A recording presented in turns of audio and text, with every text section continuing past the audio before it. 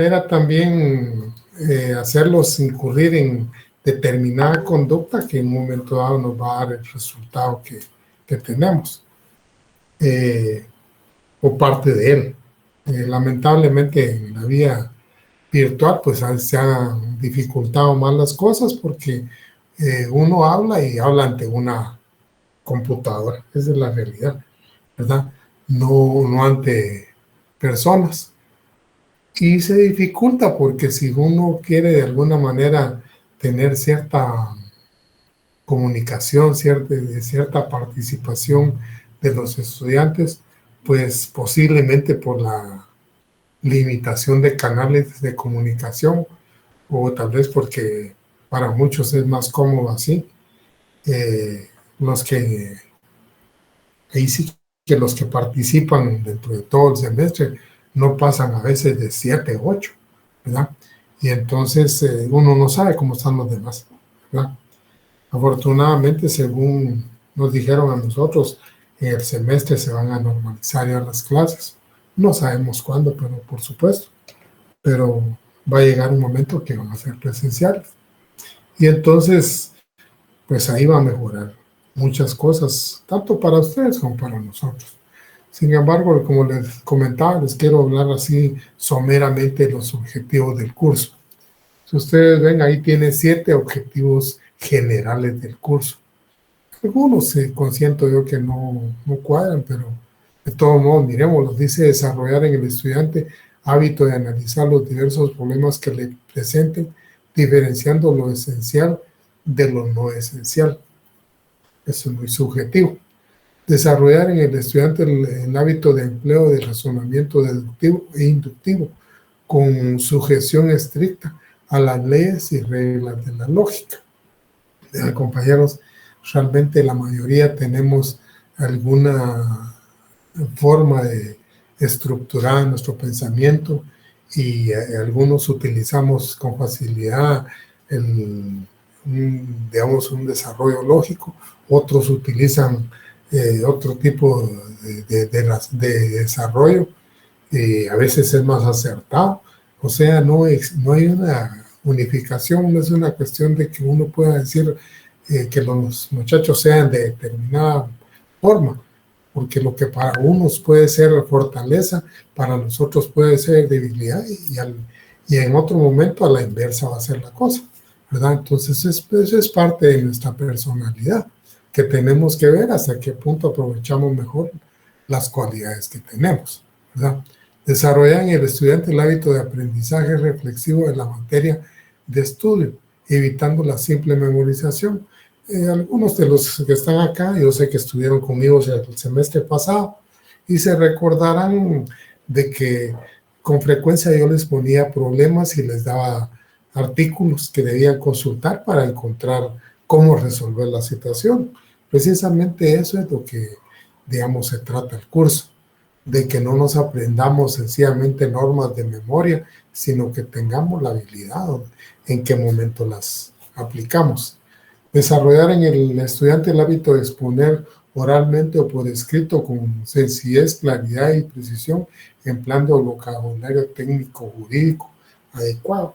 Esto es totalmente fuera de foco porque eso podrá verse en la práctica procesal. Cuando los estudiantes, si tienen oportunidad, van al bufete y aprenden a hacer memoriales, ¿verdad? Aprender a cómo debe expresar y cómo pedir uno las cosas, ¿verdad? Ahí sí que anticipadamente les comento que es la mejor escuela la mejor parte de la escuela de Derecho es la práctica procesal. Quienes no la han hecho seguramente se lamentan más adelante, ¿verdad? Dice desarrollar en el estudiante el hábito de investigación y encontrar solución a los problemas mediante su actividad personal. Eso sería si uno les deja problemas, pero es un poco difícil eso. Desarrollar en el estudiante el hábito de puntualidad, honestidad y diligencia en el cumplimiento de sus deberes. Aquí yo les comentaba a los compañeros de la sección anterior una situación en la que a veces uno de profesor llega a caer mal.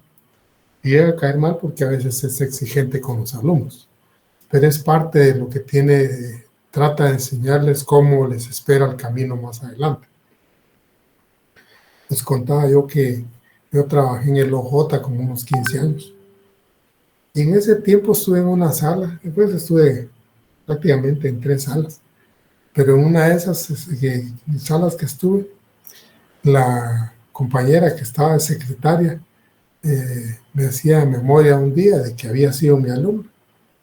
Yo les había dejado unos trabajos y porque no lo había entregado el día que era, al día siguiente no se lo había recibido. Yo le dije que era difícil que hubiera sido el día siguiente porque normalmente yo daba clases miércoles y viernes. Posiblemente para el miércoles era el trabajo y el viernes me lo quiso entregar y ya no se lo recibí. Y entonces, eso suena demasiado drástico. Ustedes lo ven, suena demasiado drástico. Yo a veces cambiaba la tónica y les ponía menos puntos, pero de todos modos es ser uno demasiado tolerante. Porque cuando ustedes sean abogados, si llegan la audiencia está señalada a las 9, y ustedes no llegan a las 9, llegan a las 9 un minuto, los dejan entrar, pero ya no participan de la audiencia. Y en lo laboral así es. Y hay otras cosas así también. Entonces, ¿no? Les digo, digamos, son cositas que uno tiene que ir aprendiendo y aprendiéndolas desafortunadamente de mala manera, ¿verdad? Porque el hecho de que uno sea puntual o no, que digamos cuestiones de honestidad y todo, eso lo aprende uno en su casa. Eso no es una cuestión que se lo vayan a enseñar a la edad que ustedes tienen, ¿verdad? Uno ya tiene su forma de ser. Lo que va aprendiendo es, si ustedes quieren, con experiencias un poco duras, que uno debe asumir o comportarse de determinada forma o tomar ciertas cosas con determinada responsabilidad. Pero eso no lo va a hacer cambiar a uno de cómo uno es. Le va a enseñar a cómo debe asumir ciertas cosas, ¿ah? Pero las demás posiblemente sigan siendo igual. Entonces les digo, sin embargo, les cuento esta historia porque para que ustedes vean que no es una cuestión que uno tiene que se saque de la manga ser malo con los alumnos, no, es que lo obligan a hacer, le exigen ser uno, digamos, exigente en esto. Si uno es demasiado flexible, cuando los va a hacer, los va a poner en un plan de que tienen que ser cumplidos, ¿verdad?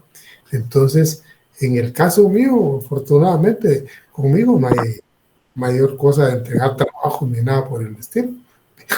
Pero les cuento esa situación de que hay ciertas cuestiones y uno trata de exigir al alumno cumplimiento, no solo no que estemos en ningún cuartel, no, sino también en la profesión existen exigencias que tenemos que cumplir, ¿verdad? Dice ilustrar y preparar al estudiante sobre el correcto encuadramiento del contenido de convenios internacionales de trabajo en materia colectiva ratificados por Guatemala dentro del derecho interno, a fin de que esté en capacidad de aplicar a casos concretos el contenido de los mismos. Yo siento y he cuestionado ese objetivo porque no es posible que uno les enseñe y les dé una idea general de 65 convenios a los estudiantes, ¿verdad? Porque esos son los convenios ratificados por Guatemala. Los convenios emitidos por la OIT pasan de 200, pero Guatemala ha ratificado 65, ¿verdad? Y de alguna manera tal vez sí uno le pone más atención a algunos que sí le dan algún material inmediato para enseñárselos a los estudiantes. Yo, por ejemplo, en el curso de Derecho Individual de Trabajo, o sea, Derecho Laboral 1, siempre les hablo del convenio 95, que es del convenio del salario. Les digo, por ejemplo, que del artículo 1 viene el concepto de lo que se entiende como salario en Guatemala, ¿verdad? Pero tiene otras cosas más. Lo único que esos convenios pues son larguísimos, son extensos, no son normativa así muy puntual, ¿verdad? Pues estos son algunos objetivos así y son los objetivos generales. Miremos algo de los objetivos específicos, ¿verdad? Dice habilitar al estudiante para la efectiva y correcta interpretación y aplicación de la ley. Esto solo puede hacerse si los estudiantes, digamos, cuando tienen oportunidad de consultar la ley, lo hacen. Pero hay mucha renuencia de la mayoría de estudiantes. A veces hay renuencia, a veces no se preocupan de tener sus instrumentos a la mano o tener sus instrumentos directamente, ¿verdad? Yo cuando doy clases así en forma presencial insisto mucho en que cada quien cargue su código de trabajo. Es un código que va a utilizar para 4 semestres. Entonces, no es una gran inversión incluso, ¿verdad? Y es muy importante porque así aprende a manejar una ley uno que le va a servir para muchas cosas. Pero fíjense ustedes que, digamos, a veces yo no sé si por rebeldía o por cualquier razón, muchos estudiantes no tienen su ley a la mano. Yo les cuento a muchos una experiencia que tuve hace unos años. Había un grupo de estudiantes que pretendían y querían que les hiciera examen con código abierto. Bueno, llegó la oportunidad y en aquella ocasión era un examen de recuperación. Y entonces yo hice el examen para usar también el código de trabajo como consulta. Y entonces, 10 minutos antes de que empezara el examen, les dije a los estudiantes que estaban en el corredor, el examen. Compañeros, hay un compañero que tiene abierto su micrófono.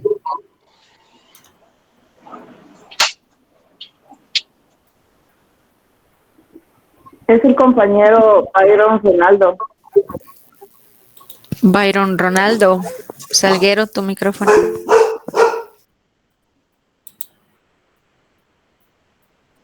Disculpe, licenciado. No tenga pena. Vamos a ver.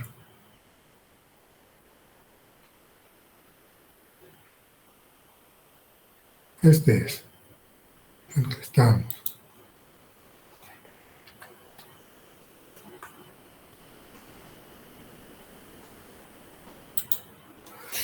Bueno, pues les decía yo en cuanto a la cuestión de acostumbrarse a leer el código, lo primero es tener el código. Y les comentaba esa experiencia.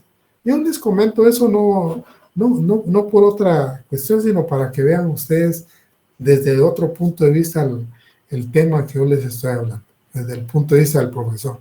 Imaginen ustedes que unos 10 minutos antes de que empezara el examen, a los que estaban ahí cerca, yo les dije que el examen traía problemas que tenían que consultar el código. Y entonces los que no, ¿cómo se llama? Que buscaran la forma de tener su código a la mano.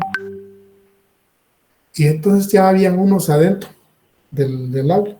Total, que eran como unos 55 o 60 los que iban a someter examen. Y fíjense ustedes que más de 30 fueron a comprar el código de trabajo. Digo yo, ¿será que lo tenían y lo dejaron en su casa? ¿O nunca lo habían comprado? Pero obviamente su examen iba a ser más difícil porque si no tenían el código ni siquiera lo conocían. Entonces, vean ustedes qué importante es tener el código y consultar la ley, porque es la forma de saber uno dónde están las cosas, ¿verdad? Entonces, se los cuento por este primer objetivo que dice ahí. Habilitar al estudiante en la composición técnica de sus memoriales. Esto no es nuestro. Habilitar al estudiante para el efectivo y correcto examen abstracto de los casos que se les presenten. Eso, si se da cuando se les plantean problemas y queremos alguna respuesta. Habilitar al estudiante para solucionar acertadamente los problemas que se le planteen mediante la aplicación correcta del conocimiento jurídico. También se puede hacer si tienen su código a la mano. Capacitar al estudiante para la utilización material de leyes y demás fuentes de conocimiento jurídico. Como ven ustedes, la mayor parte va relacionada a que se conozca la ley. Capacitar al estudiante para el uso de bibliotecas y archivos, pues eso es cuando uno anda buscando materiales. llevar al estudiante a la comprensión de los fundamentos de derecho colectivo de trabajo y la posición que estos tienen dentro de la enciclopedia jurídica. Les comentaba yo a los compañeros de la primera hora, no es un caso de derecho laboral, pero digamos, para mí les planteo que uno, digamos, en el curso va presentando ciertos principios, ciertos prolegómenos que tienen aplicación en la ley. En el derecho laboral, yo les enseñé a los compañeros en el semestre pasado que la ley especial prevalece sobre la ley general. Pero eso no es solo en el derecho laboral, porque es un principio que está en la ley del organismo judicial. Y yo les decía, a mí me llamó la atención el fiscal Curruchiche, que decía que su actuación la basaba en que en la ley de asociaciones, digamos, le permitía a él, cuando había anomalías en la conformación de las asociaciones, investigar y en un momento dado como MP y en un momento dado pedir la suspensión de las asociaciones. Claro que un partido es una asociación, pero ahí tenemos ese principio que les digo, que la ley especial prevalece sobre la general. Y la ley especial ahí es la ley electoral y de partidos políticos. Eso es si no quisiéramos aceptar el aspecto de jerarquía constitucional. El aspecto de ese principio que está en la ley del organismo judicial manda que lo que prevalece es la ley electoral y de partidos políticos. Entonces, cualquiera con una cuestión así puede analizar y puede llegar fácilmente, tal vez no llegar, sino conducirse cómo debe hacer sus análisis de derecho.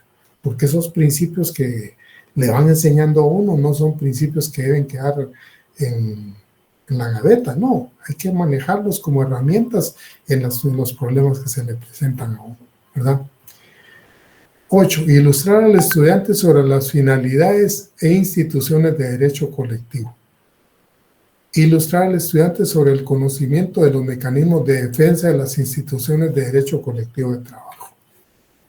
Ilustrar al estudiante sobre el conocimiento de los fundamentos, sobre el conocimiento del fundamento doctrinario y legal de las convenciones colectivas. Como está como una finalidad, como un objetivo específico. Fíjense ustedes que el tema es cómo es difícil hablar de que se ilustre al estudiante, que se le enseñe al estudiante cuando algo no está bien determinado en la ley. Yo hice un estudio a fondo de lo que son las convenciones colectivas, analizando en otros países qué se llama convenciones colectivas. Y llegué a determinar en Guatemala cuáles pueden ser convenciones colectivas, que cuando lo veamos las formas de normación colectiva, la hagan usted. Pero les digo, digamos, en estos casos, obliga que tanto el profesor como el estudiante haga de alguna manera análisis por qué se llama así esas figuras, ¿verdad?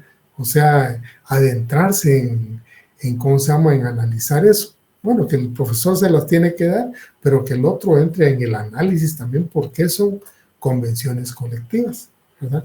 Que es otra figura que les digo que no está en nuestra ley determinada, como hay otras figuras que no están determinadas y nosotros hablamos constantemente de ellas. Ilustrar al estudiante sobre la aplicación e instituciones de derecho colectivo de convenios en materia de ratificados por Guatemala. Ilustrar al estudiante sobre el conocimiento de las formas de expresión del derecho colectivo.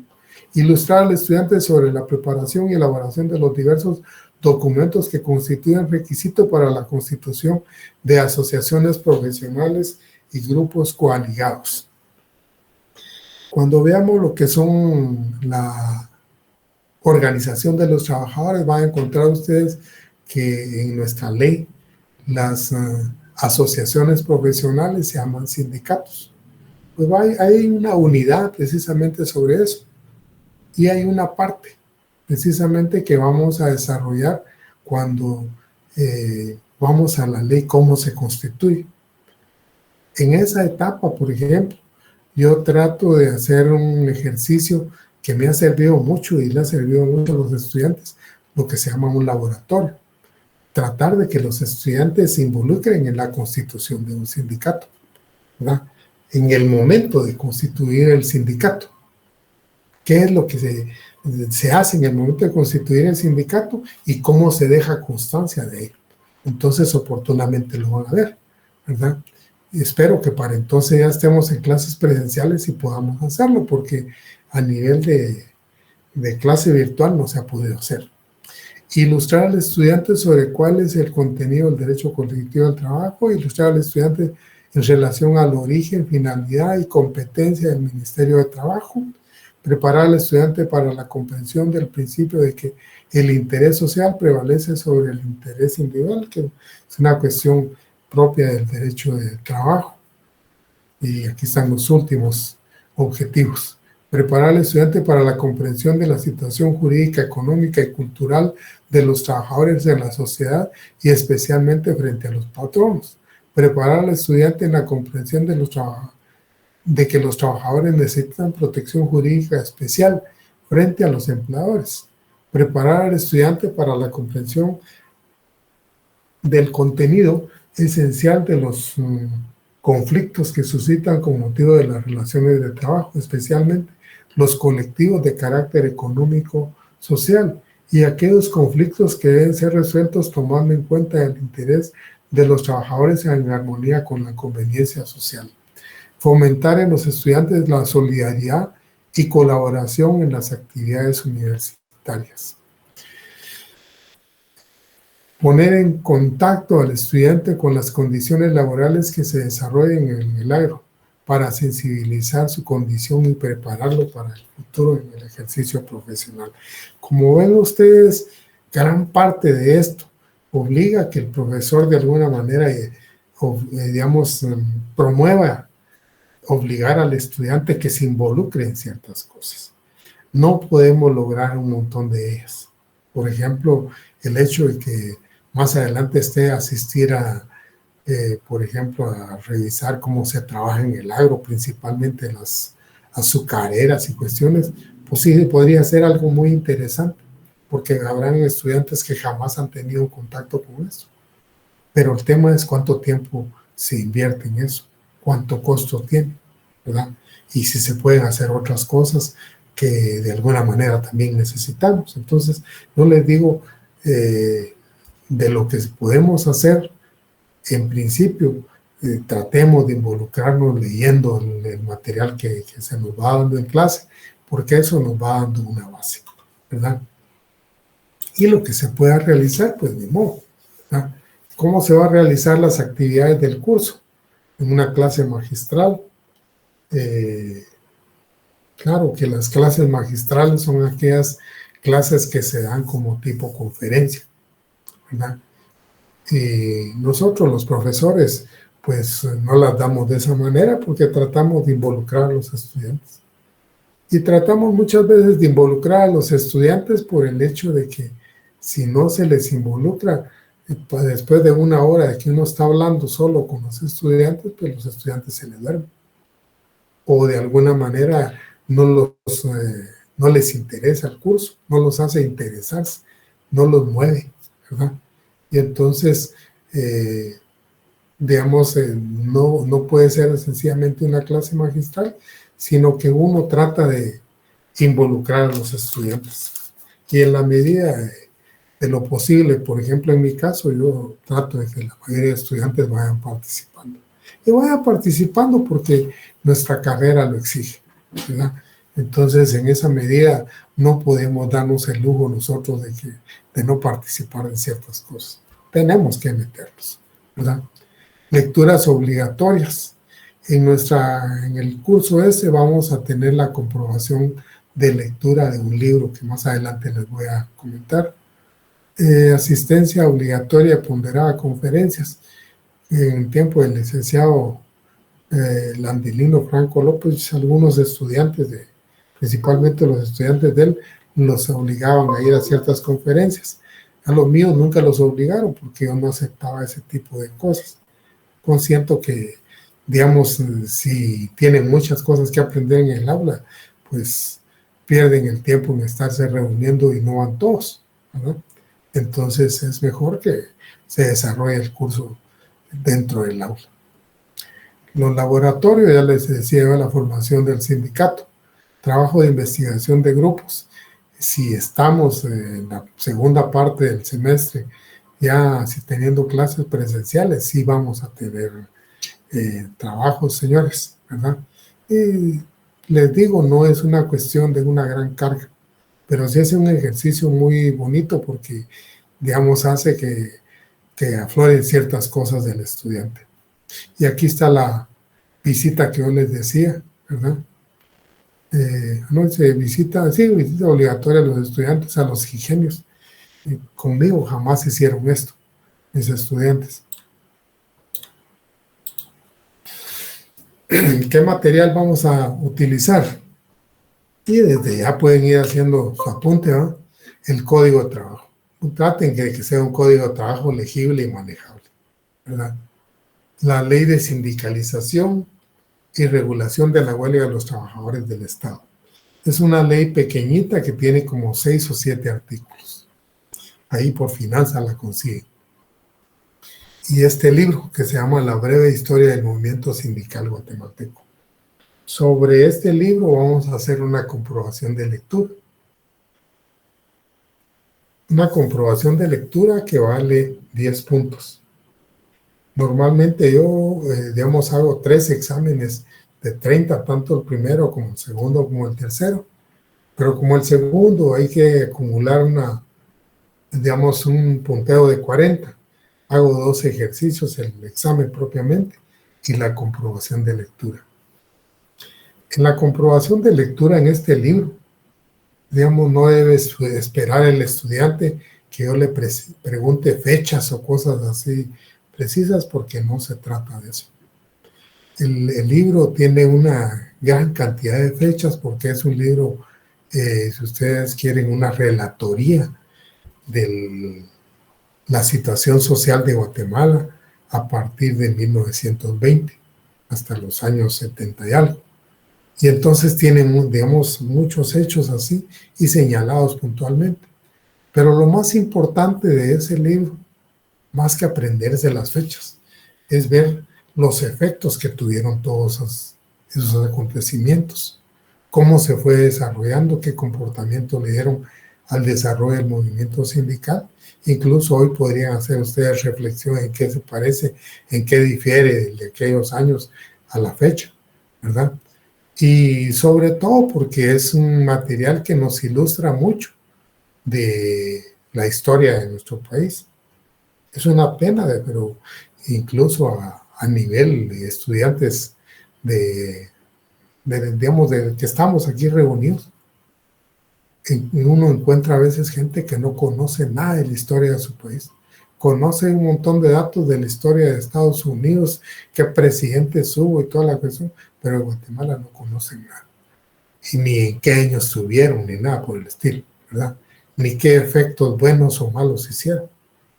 Entonces, el libro de López Larrabe no es que sea un cúmulo que tenga tanta información, pero sí tiene información muy puntual sobre el aspecto sindical y lo relacionado al ámbito sindical.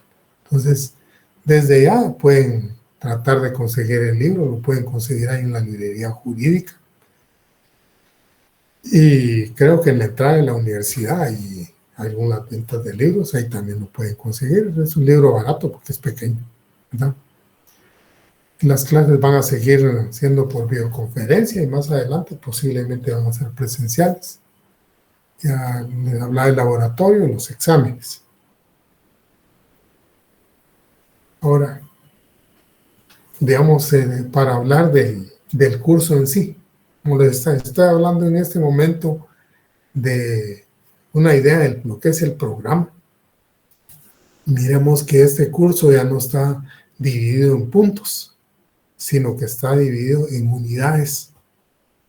La primera unidad se llama Teoría General del Derecho Colectivo del Trabajo. Y entre los puntos que ven ustedes ahí, encuentran que son puntos que desarrollan normalmente cuestiones de tipo doctrinario. Es la parte general, ¿verdad? Habla del contenido, de la definición del concepto, nacimiento y desarrollo del derecho colectivo de trabajo, que nos da una radiografía, un panorama de cómo se ha desarrollado ese derecho, las finalidades del derecho colectivo de trabajo, es a dónde va. La clasificación del derecho, cuando hablamos de que si es un derecho privado, es un derecho público, si tuvo en un momento dado se pudo considerar como privado, pero sabemos nosotros que en el ámbito laboral pues tiene otra clasificación más que es un derecho social, ¿verdad? ¿Por qué se habla? Aquí se mira más porque es un derecho social, ¿verdad? Y luego las instituciones de derecho colectivo de trabajo. Este tema de las instituciones me llama la atención a veces recalcarlo los estudiantes desde el principio por ciertas cositas. Fíjense ustedes que cuando yo toco en el primer curso lo que son los elementos del contrato de trabajo, insisto mucho en que la teoría del derecho de trabajo, o sea, la doctrina del derecho de trabajo, se aparta de la doctrina civilista que refiere los elementos del contrato de trabajo en una buena cantidad y les determina cierto valor, y si no existen algunos, digamos, no existe contrato o existe a medias o qué sé yo, o pierde sus efectos, hay un montón de cuestiones. Y entonces, ¿por qué es importante que vienen los doctrinarios de derecho de trabajo y ahí no hay división? Todos piensan lo mismo y todos han visto lo mismo. Y es el hecho de que los elementos, digamos, del contrato de trabajo, de la teoría general, no son aplicables al ámbito laboral, al contrato de trabajo. Y no son aplicables porque el que saldría perjudicado sería el trabajador. Entonces vienen los doctrinarios del derecho de trabajo y crearon los elementos del contrato de trabajo. Y dijeron, son 4. La subordinación, la ausencia de riesgo, la profesionalidad y la estabilidad. Y todas tienen incidencia en el contrato. Y yo les digo, ahí hay unificación en todos los autores de derecho de trabajo. Sin embargo, yo lo enseño en la parte de los contratos. Y les insisto mucho en eso, porque algunos de esos elementos nos demuestran cuándo es un contrato de trabajo, aunque se hayan firmado un contrato de servicios profesionales, ¿verdad? Aunque se le haya querido dar una figura civil, no, cuándo es del ámbito laboral, si tiene ciertas condiciones. Sin embargo, cuando uno examina el final y de repente lanza algunas preguntas de eso, se da cuenta que algunos estudiantes eso lo pasaron de noche. Siguen sin entender de esa separación. Pues en el curso de Derecho Colectivo hay una parte que se llama las instituciones de derecho de trabajo. Y es tan importante ese punto, igual que en el caso de los elementos.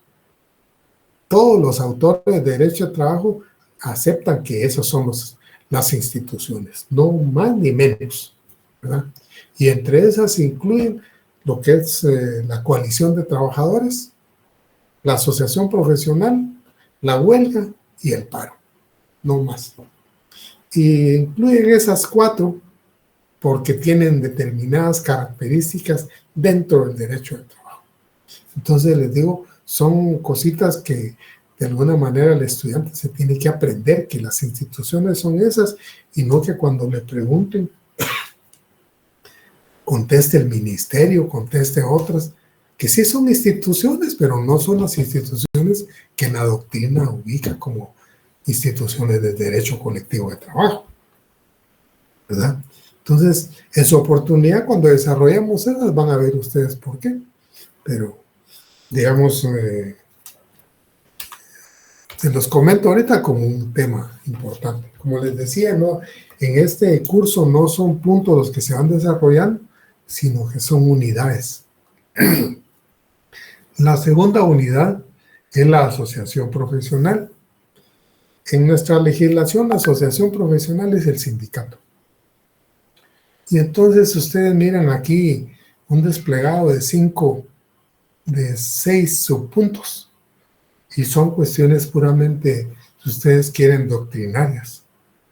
Porque en esa parte vamos a desarrollar lo que son los antecedentes de los sindicatos. La denominación que antes tuvieron los sindicatos.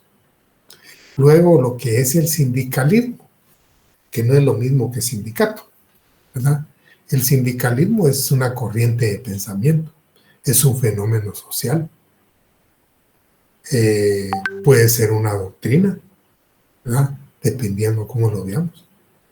Pero el sindicato es la persona que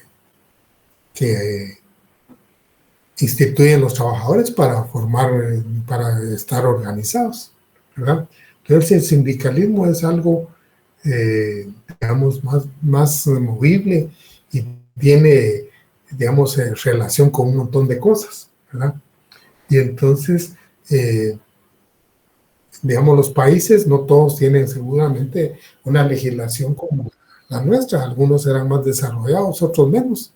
Y entonces, ¿qué condiciones son necesarias para que se desarrolle el sindicalismo? Cuando no hay nada, cuando no hay sindicato, pues, cuando no hay condiciones de que los trabajadores se puedan ir desarrollando y ir organizando en sindicato, ¿verdad? O si ya está regulado, digamos, qué otras condiciones materiales deben haber, ¿verdad? Las formas de regir el sindicalismo. O sea, cada país le da determinado enfoque a cómo tratar a los sindicatos. Y precisamente el marco legal que les establezca, así actúan los sindicatos, ¿verdad? Puede ser que actúen con más libertad, menos libertad, que les digo yo, sean sindicatos más beligerantes, menos beligerantes, sindicatos muy participativos del ámbito productivo o sindicatos totalmente contrarios al apoyo al patrón. O sea, eso depende de la forma legal que se le dé. Pues vamos a hablar de eso también, ¿verdad? ¿Qué formas se perfilan?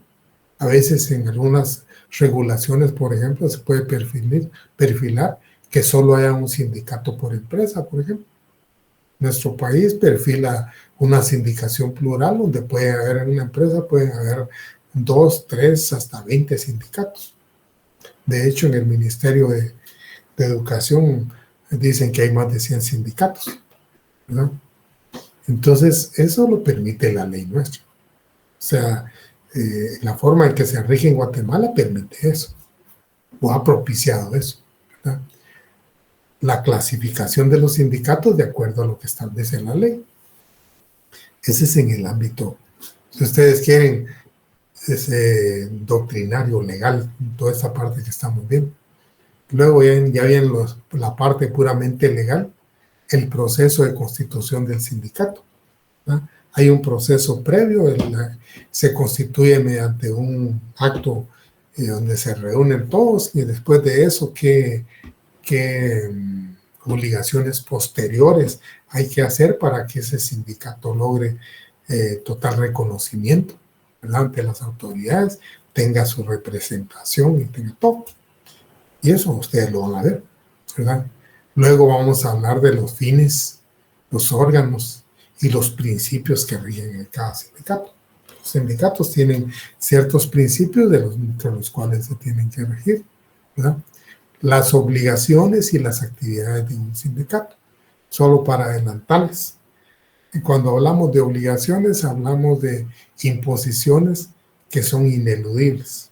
Si yo estoy obligado a los 18 años a sacar mi DPI, eso no lo puedo quitar, es una obligación, ¿verdad? Pero si me dicen, usted puede hacer tal cosa, puede, esa es una actividad, ¿verdad? Los sindicatos pueden hacer tal cosa, si quieren lo hacen, si no, no lo hacen, ¿verdad? De eso va a depender posiblemente su participación, son más activos, son menos activos, son más técnicos en tal cosa, no lo son. Pero eso va a depender de las actividades que pueda decir sí, las actividades que diga no, ¿verdad? No todas las actividades las va a desarrollar. Y a veces muchas actividades que le permiten desarrollar hacen un sindicato grande, por ejemplo, ¿verdad? Porque hay actividades que sí le favorecen, no directamente al sindicato, sino a los afiliados. Digo, como ya estábamos hablando de cómo va a desarrollar el sindicato, vamos a hablar de otras figuras que son la fusión, la federación y la participación internacional de los sindicatos. Y luego, ya como dice, llegando a la parte final, nacen los sindicatos, cómo terminan, se disuelven y cómo se liquidan, ¿verdad? Esa va a ser la parte de la segunda unidad. ¿No ven ustedes?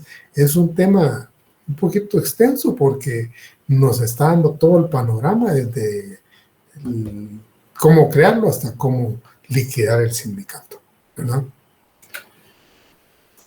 El otro tema, la otra unidad, la tercera unidad, son las formas de normación colectiva. Y entre estas formas de normación colectiva son generalmente los documentos que nacen de la participación de los sindicatos, los contratos colectivos de trabajo, los pactos colectivos de condiciones de trabajo, los convenios colectivos de trabajo, las sentencias colectivas de trabajo, cuando, digamos, hay un proceso y digamos, si de la sentencia depende cómo debe quedar regulada una cuestión, ¿verdad? El reglamento interior de trabajo, en el que no hay participación para nada de los sindicatos, pero sí es una forma de normación colectiva, ¿verdad? Ahí solo es el patrón, pero está tomado entre las clasificación de estas figuras, ¿verdad? Y luego las convenciones colectivas de trabajo, que les decía que en nuestra ley no están determinadas. Yo al final de cuentas, después de un análisis, llegué a establecer cuáles se pueden llamar convenciones colectivas, ¿verdad? Sí las hay, sí hay algunas. Esta es la tercera unidad. Y luego viene la cuarta y la quinta. La cuarta es el Ministerio de Trabajo. Y ahí en esa parte del Ministerio de Trabajo y Previsión Social vamos a, si ya estuviéramos en forma presencial, hacer unos trabajos que van a ver ustedes que da una experiencia muy bonita, ¿verdad? Y da una experiencia muy bonita porque les provee a los estudiantes de un material, de un montón de material que no podrían tener de otra manera. Por último, tenemos la que es la previsión social. Y yo siempre he dicho que la previsión social no es parte del derecho de trabajo. La previsión social es algo que se ha venido creando para atenuar digamos, las condiciones desfavorables, económicas y de toda índole de los trabajadores, ¿verdad? Y entonces el tema es de que aunque no sea normativa laboral, es una institución que solo puede desarrollarse vinculada a las instituciones laborales, ¿verdad? Y entonces vamos a ver eso también. Ahora bien, con lo que hemos visto, y lo que les he comentado, esta es la primera unidad, que es parte doctrinaria. La segunda es la asociación profesional, donde les hablo de todo lo que se refiere al sindicato, ¿verdad? Las formas de normación colectiva, el ministerio y la previsión social. Principalmente el curso descansa en lo que es la organización de los trabajadores y en la negociación colectiva. Dos convenios, que son el 87 y el 98, ¿no? De la OIT. Está desarrollado eso, pero también está desarrollado en nuestro código. Les comento esto porque Posiblemente muchos de los temas que hablemos, casi siempre vamos a tener alguna relación con el aspecto de la organización de trabajadores y la negociación colectiva. Pero el curso a eso va orientado, ¿verdad? Yo lo comento porque hace como unos 8 o 10 años, un estudiante que no sé de dónde provenía y cuál habría sido su relación anterior, no lo sé. Y tampoco lo conocí. Se quejaba con los otros profesores del semestre donde estaban, que yo solo les hablaba de sindicatos, de coaliciones y de pactos colectivos y convenios colectivos. Y la realidad es que el curso no da para otra cosa, pues. Da para que el profesional del derecho salga preparado o por lo menos con una base para poder, digamos, abordar ese tipo de requerimientos. No es otra cosa, ¿verdad? No sé si tienen alguna dudita de esto. Yo quiero aprovechar a desarrollar por lo menos un puntito de los que tenemos ya del curso, ¿verdad?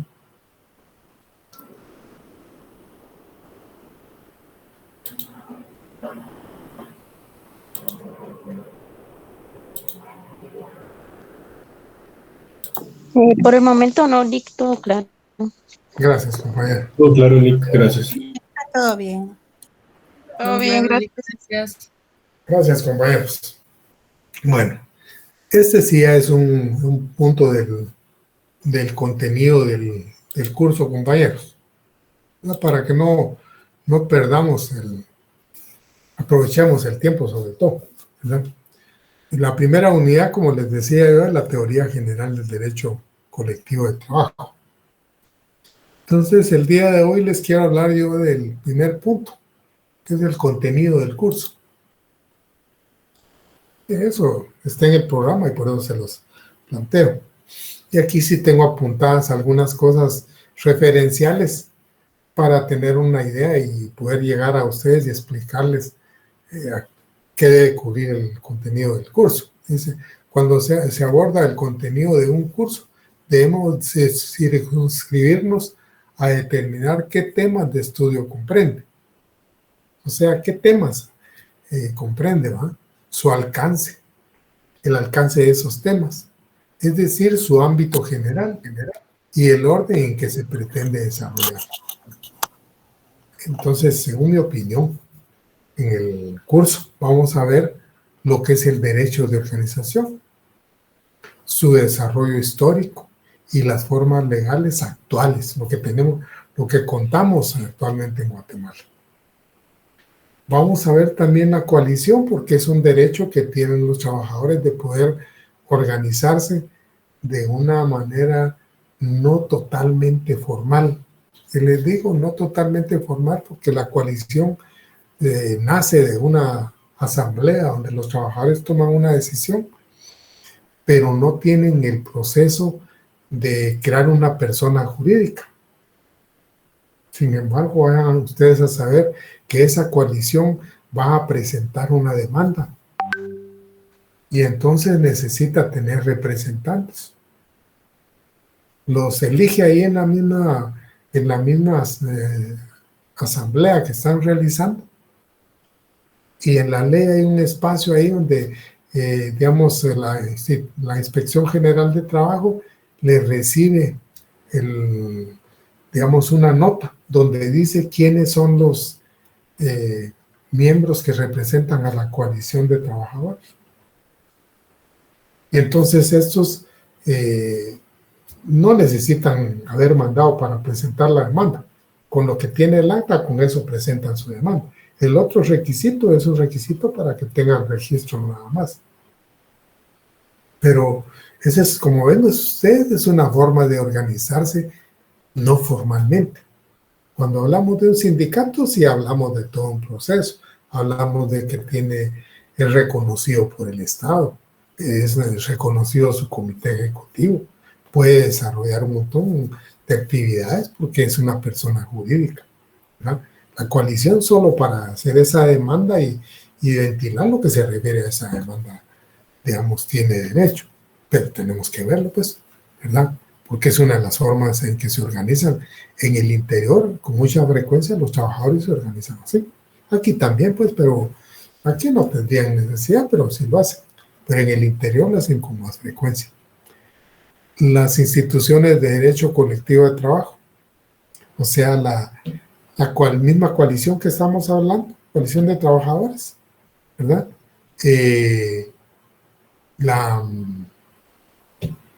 La asociación profesional, que es el sindicato, la huelga y el paro, y saber en qué momento aparece, digamos, lo que se refiere a la huelga y lo que se refiere al paro. Cómo se puede calificar una huelga dependiendo las condiciones en que se dé, dependiendo el ámbito legal que tenga, ¿verdad? Qué beneficios o qué perjuicios puede tener en un momento dado, ya sea la huelga o el paro, ¿no? Y aquí, cuando les hablaba de la coalición de trabajadores, les quiero comentar algo de eso. Es como un adelanto nada más. Fíjense ustedes que cuando aparece la coalición no en el derecho de trabajo, sino cuando aparece la coalición en el ámbito jurídico de aquel tiempo, que no había normas de derecho de trabajo que emitiera el Estado. O sea, ningún Estado había emitido normas de trabajo. Imagínense en qué ámbito tenían que negociar los trabajadores condiciones, ¿verdad? No había ninguna base. Fueron tan hábiles los trabajadores que empezaron a venderle la figura de la coalición, que tiene un origen, la palabra, en el ámbito bélico, en el ámbito de confrontación de países, o sea, en el ámbito de las guerras. Ahí es donde aparece por primera vez la palabra coalición. Pues los trabajadores y quienes los asesoraron en aquel momento lograron venderle a los patronos la idea de que formaran una coalición. ¿Y cómo la iban a formar? Iban a nombrar representantes, tanto los patronos como los trabajadores, y se iban a sentar a discutir sobre ciertos temas para lograr buscar la forma de resolverlos. Y entonces por eso es que vienen los primeros tratadistas cuando definen la coalición, dicen que es una unión concertada de patronos y trabajadores para discutir sus propios temas. No es que estén haciendo una alianza, no. Concertado no quiere decir que se pusieron de acuerdo, no. Concertado es que se acordaron reunir. Ahora bien, en la actualidad ustedes van a un juzgado y preguntan qué es una coalición, les van a decir una coalición de trabajadores, les van a decir ¿a quién? A la coalición de trabajadores de la finca tal, la coalición de trabajadores de tal y tal ministerio, por ejemplo, ¿verdad? Ya no les van a decir solo la coalición. O sea, ahí ustedes miran que la coalición pasó a ser ya la coalición de trabajadores, es el frente de trabajadores. La palabra inicial de coalición no es el frente de los trabajadores, es una unión concertada de patronos y trabajadores. Ya cuando se habla más adelante de coalición de trabajadores, es el frente de trabajadores, es un grupo de trabajadores que nombraron representantes para presentar la demanda. Imaginen ustedes, ¿verdad? En tanto que la asociación, sí, la ley permite que se puedan hacer asociaciones incluso de patronos. Que no se hacen es otra cosa, pues, pero la ley lo permite, ¿verdad? Entonces, por ahí va la situación para que ustedes se vayan formando por qué uno tiene que insistir tanto en las diferencias y las similitudes y las vinculaciones de unas y otras instituciones. No vamos a ver una gran cantidad de artículos, pero sí los artículos que veamos, sí tienen ustedes que relacionarlos muy bien, ¿verdad? Entonces habla de las instituciones de derecho colectivo, que ya les dije quiénes son, las formas administrativas y judiciales para dar efectividad al derecho de organización y a las formas de normación colectiva. O sea, se han creado ciertas formas, tanto a nivel administrativo como a nivel judicial, para que pueda tener vida este tipo de organizaciones.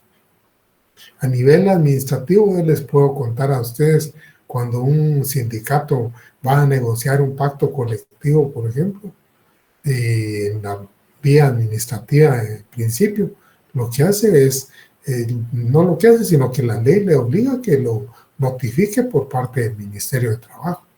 O sea, acude al ministerio para que el ministerio lo notifique. Y entonces el ministerio tiene una participación ahí. Y hay otras actividades en las que también tiene participación el ministerio a través de sus entidades. Entonces, por eso les hablo de formas administrativas y judiciales. Y luego la previsión social. Como ven ustedes aquí en el contenido, yo lo que estoy haciendo es un resumen de lo que son las unidades que tenemos, ¿verdad? No es mucho. Como todavía son las 8, aprovechemos unos 10 minutos por lo menos. 10 o 15 minutos. Entre los siguientes temas que ustedes tienen la definición del derecho colectivo del trabajo y tienen concepto del derecho colectivo del trabajo. Yo les lanzo una pregunta a ustedes. ¿Qué diferencia hay entre definición y concepto?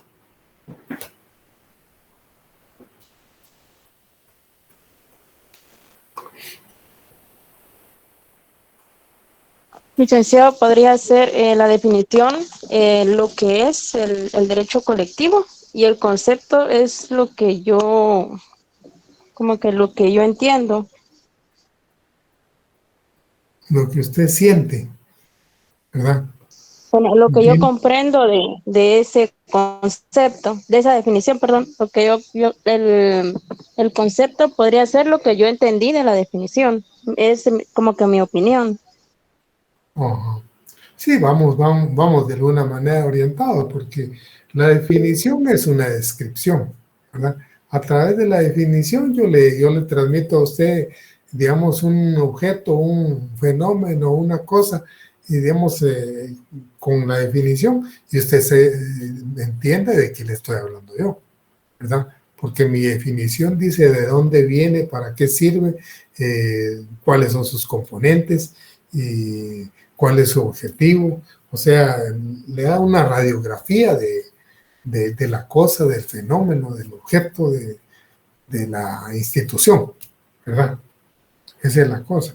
Entonces, sí, la definición sirve para trasladar la idea del tema y prácticamente empieza haciendo una descripción de ciertas cosas, ¿verdad? Pero yo he oído en algunas ocasiones que en algunos autores dicen que la definición es subjetiva, mientras que el concepto es objetivo. Yo lo veo totalmente al revés, porque yo no puedo inventarme descripciones que no son ciertas, sino tengo que decir las cosas que realmente son para que las otras personas sepan de qué les estoy hablando, ¿verdad? Entonces el concepto de queja todavía así muy nebuloso. Yo les he contado siempre eso a los estudiantes en esta parte, y es el hecho que cuando a mí me planteaban de qué diferencia había en el concepto y en definición, decía, mire, la definición de pizarrón es que es un objeto plano, rectangular, totalmente liso, de un color, donde se escribe y usted puede verlo escrito. Y digamos, el concepto de pizarrón, el concepto pizarrón es pizarrón, pero no me decía más, ¿verdad? Entonces, yo siento que el concepto se lo va formando cada quien en la medida en que entiende el porqué o el para qué de algo, ¿verdad? O el beneficio de algo, sin entrar a describirlo, ¿verdad? Eso es en alguna medida, porque, digamos, no está alejado, por ejemplo, que nosotros digamos a la par de una persona qué concepto tenés de aquel, o qué concepto tenés de aquel. Esa es mi idea, ese es subjetivo, ¿verdad? Digamos, está surgiendo tal movimiento, ¿qué concepto tenés de ese movimiento? Es la idea que yo tengo, es mi apreciación, ¿verdad? Y esa apreciación puede ser que en un momento dado la compartan muchos. Ese sentir que tengo yo lo compartan muchos, ¿verdad? Y entonces el tema de que, digamos,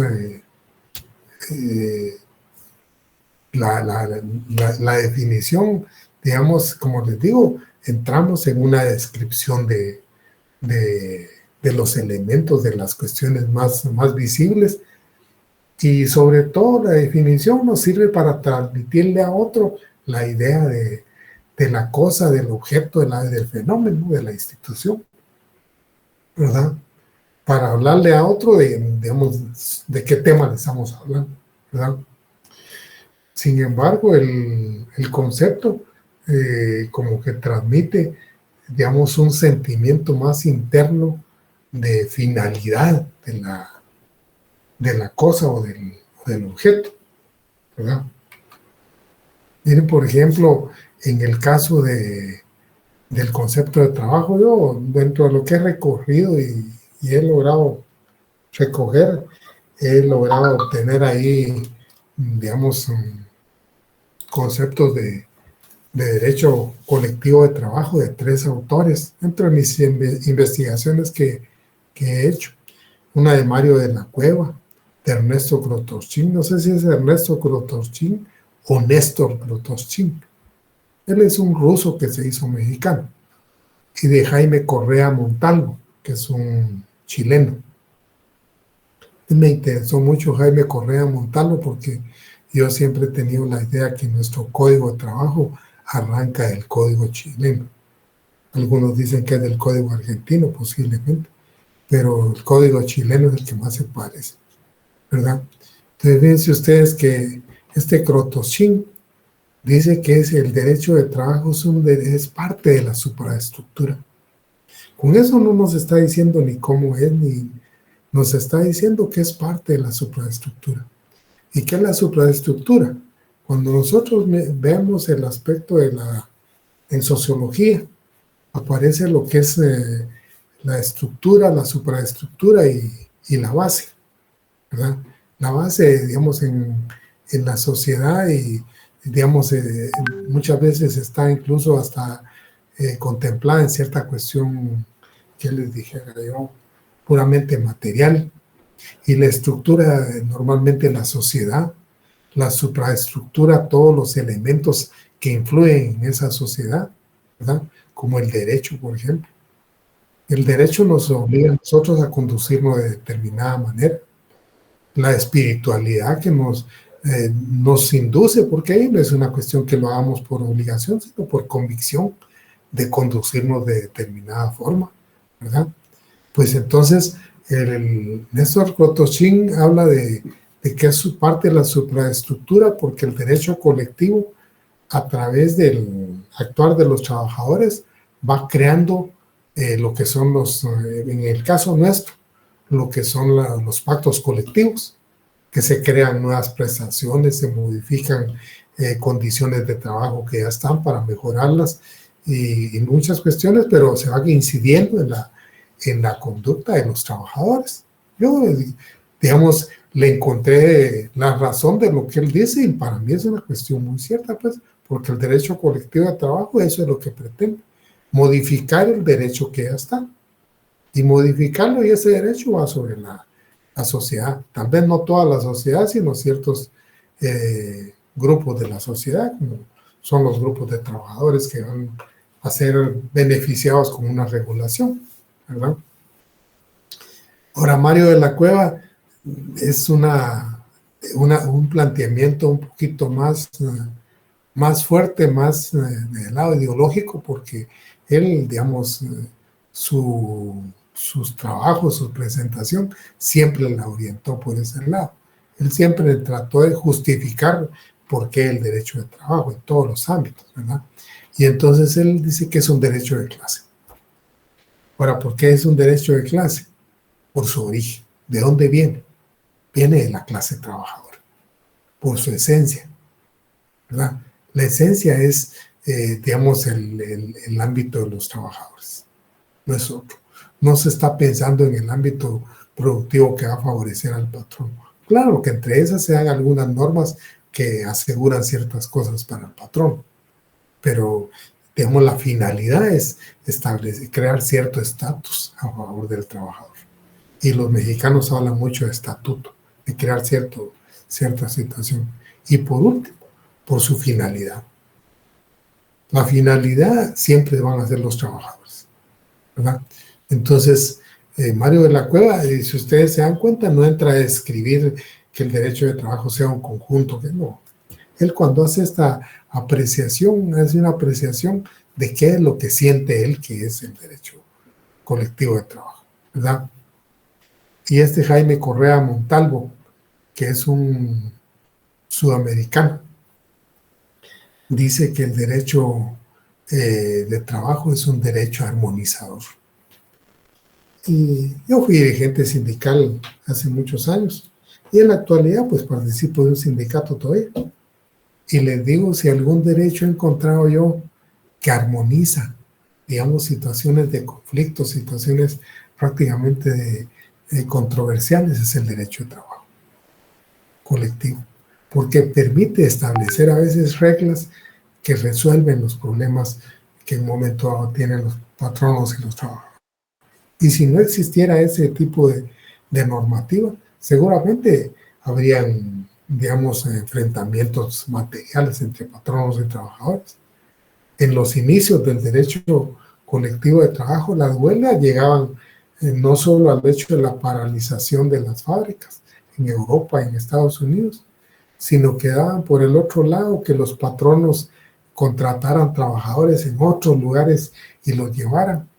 Yo no sé qué quiere decir esquiroles, pero en Europa les decían los esquiroles. Puede ser algún insulto o algo, ¿no? Pero los esquiroles eran personas que traían de otros pueblos para sustituir a los que estaban en huelga. Bueno, los que estaban en huelga no se conformaban con eso, sino habían enfrentamientos.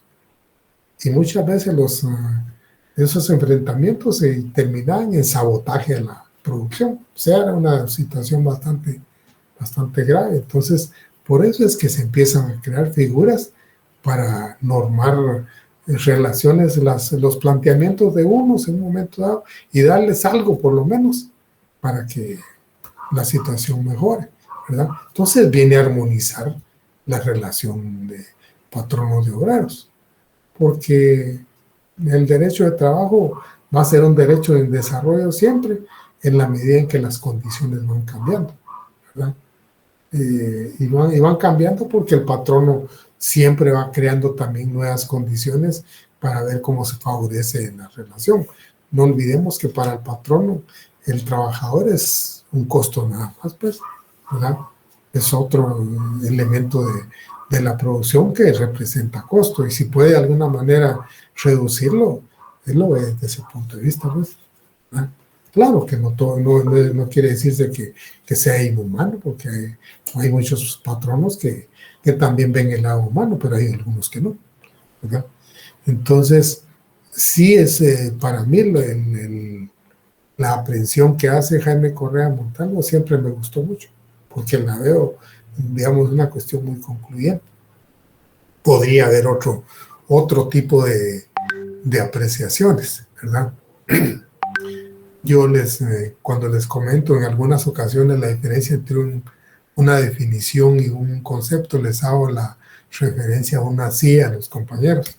Si a mí me dicen que defina una silla, estoy pensando en las patas y en el asiento y en el respaldo, ¿verdad? Pero si en eso me dicen, miren, no es una silla de esas, es una silla que se usa para, digamos, trabajar en un escritorio, entonces ya estoy pensando en que es giratoria y que tiene rodos para poder movilizar toda la cuestión, sin perder de vista para qué me sirve, ¿verdad?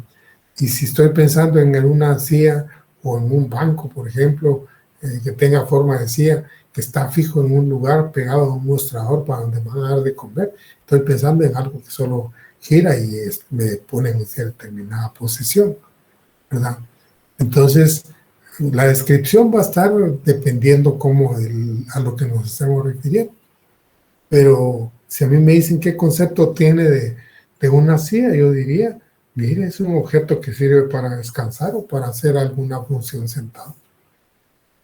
Y con eso no lo estoy describiendo, ¿verdad? Entonces, les digo, más o menos por ahí va la diferencia en cuanto a concepto y a definición, ¿verdad? Por el día de hoy nos vamos a quedar ahí, compañeros. Permitan. A ver. Ahí les quiero trasladar una definición que usaba un licenciado que fue de los que estuvo como unos 35, 40 años dando clases en la facultad. Otro de los que estuvo mucho tiempo fue el licenciado Bonatti Lázaro y también una cantidad así. ¿Qué hora son? 8:30.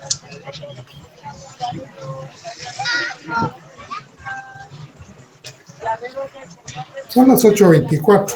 Su clase termina a las 8:30.